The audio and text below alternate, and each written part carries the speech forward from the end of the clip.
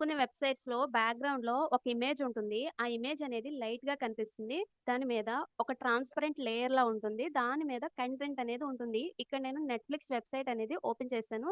So, దానికి లాగానే మనము బ్యాక్‌గ్రౌండ్ అనేది ఎలా క్రియేట్ చేయాలో చూద్దాము సింపుల్ వేలో. ఒక డివ్ ట్యాగ్‌ని తీసుకుంటున్నాను. ఆ డివ్ ట్యాగ్‌కి సమ్ క్లాస్ నేమ్ ఇస్తున్నా. ఇక్కడ మనం ఏ క్లాస్ నేమ్ అయినా ఇవ్వచ్చు. జస్ట్ సీఎస్ఎస్ అప్లై చేయడానికి ఒక క్లాస్ నేమ్ ఇస్తున్నా. దానికి ఇమేజ్ కంటైనర్ అని చెప్పి ఇస్తున్నా. ఇమేజ్ వ్రాపర్ అని, ఇమేజ్ కంటైనర్ అని జనరల్‌గా ఇలా యూజ్ చేస్తాము. దీని లోపల ఇమేజ్ ట్యాగ్‌ని తీసుకుంటున్నాను.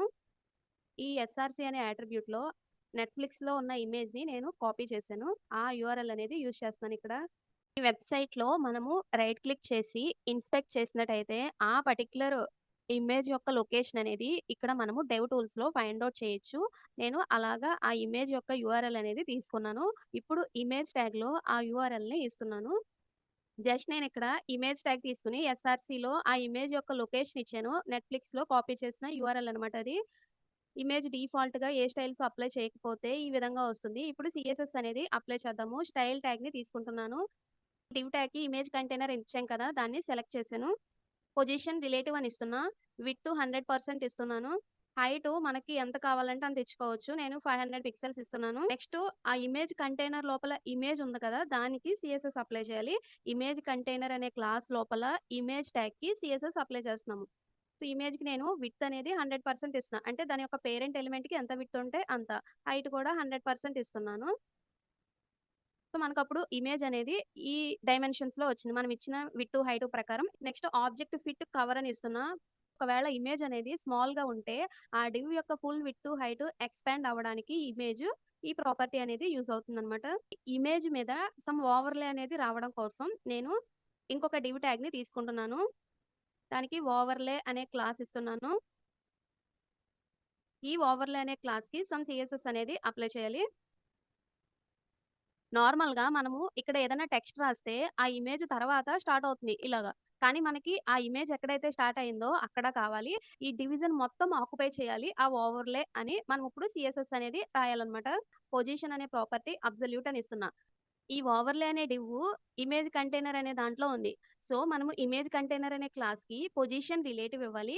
ఓవర్‌లే అనే క్లాస్‌కి పొజిషన్ అబ్సల్యూట్ ఇవ్వాలి. అంటే దాని యొక్క పేరెంట్ ఎలిమెంట్ కాడ్నించి మనము దీని యొక్క పొజిషన్‌ని అడ్జస్ట్ చేస్తున్నాము. దీని యొక్క పేరెంట్ ఎలిమెంట్ ఎక్కడ స్టార్ట్ అవుతుందో ఈ ఓవర్‌లే కూడా అక్కడి నుంచే స్టార్ట్ అవ్వాలని చెప్పి టాప్, లెఫ్ట్ 2 0 ఇచ్చాను. తర్వాత విడ్త్, హైట్ కూడా 100% ఇస్తున్నా. పేరెంట్ ఎలిమెంట్‌కి ఎంత విడ్త్, హైట్ ఉంటాయో సేమ్ ఈ ఓవర్‌లే కూడా అంత విడ్త్, హైట్ ఉండాలి అని. నెక్స్ట్ దీనికి బ్యాక్‌గ్రౌండ్ అనేది అప్లై చేయాలి. నేను జస్ట్ నార్మల్‌గా ఒక కలర్ అప్లై చేస్తున్నా. ఇమేజ్ కనిపించట్లే. ఈ ఓవర్‌లేదే కనిపిస్తుంది. ఈ బ్యాక్‌గ్రౌండ్ అనేది సమ్ ట్రాన్స్‌పరెంట్ వచ్చేలా ఇవ్వాలన్నమాట. అందుకోసం మనము బ్లాక్ కలర్ షేడ్‌ని యూజ్ చేస్తాము. సో, అలా షేడ్స్ అనేవి కావాలి అనంటే ఆర్‌జీబీఏ అనేది వన్ ఆఫ్ ది వే అనమాట.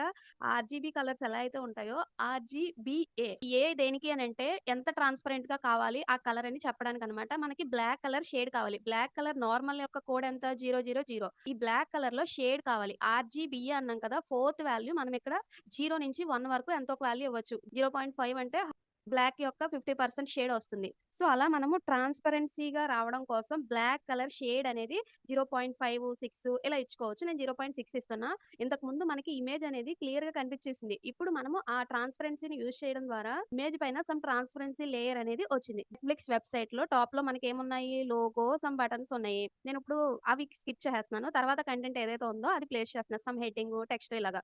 ఈ ఓవర్‌లే అనే క్లాస్ లోపల మనము ఇంకొక డివ్ ట్యాగ్ తీసుకొని దానికి సమ్ క్లాస్ నేమ్ ఇచ్చుకుంటే ఇచ్చుకోవచ్చు. డైరెక్ట్‌గా టెక్స్ట్ అనేది రాసేసుకోవచ్చు. నేనిక్కడ సమ్ హెడ్డింగ్ రాస్తున్నాను. హెడ్డింగ్ అనేది మనకి కనిపించట్లే మనం చేసిన దాంట్లో. ఎందుకనంటే డిఫాల్ట్‌గా బ్లాక్ కలర్ ఉంటుంది టెక్స్ట్. మనం దాన్ని వైట్ కలర్ కింద మార్చుకోవాలి. నేను కంటెంట్ అనే క్లాస్‌ని సెలెక్ట్ చేస్తున్నాను. కలర్ అనేది వైట్ ఇస్తున్నాను. నెక్స్ట్ ఈ కంటెంట్ మొత్తం సెంటర్‌లో రావడం కోసం ఈ ఓవర్‌లే అనే క్లాస్‌లో display, flex, justify content centre, align items centre అని ఇస్తే ఆ కంటెంట్ మొత్తం ఆ ఇమేజ్‌లో మిడిల్‌లో ఉన్నట్టుగా మనకి కనిపిస్తుంది. నెక్స్ట్ ఇక్కడ ఒక ఇన్‌పుట్, ఒక బటన్ ఉంది కదా! సేమ్ అది కూడా యాడ్ చేద్దాము. ఇన్‌పుట్ టైప్ ఈమెయిల్ అని చెప్పి తీసుకుంటున్నాను. మనకొక ఇన్‌పుట్ బాక్స్ అనేది వచ్చింది. దీనికి కూడా సమ్ సీఎస్ఎస్ అనేది అప్లై చేసుకోవాలి కావాలి అనంటే. తర్వాత ఒక బటను గెట్ స్టార్టెడ్ అని చెప్పి ఒక బటన్ తీసుకున్నాను. ఈ ఇన్‌పుట్ ట్యాగ్ కూడా సమ్ సీఎస్ఎస్ అనేది అప్లై చేద్దాము. ఇన్‌పుట్ ట్యాగ్‌ని సెలెక్ట్ చేస్తాను.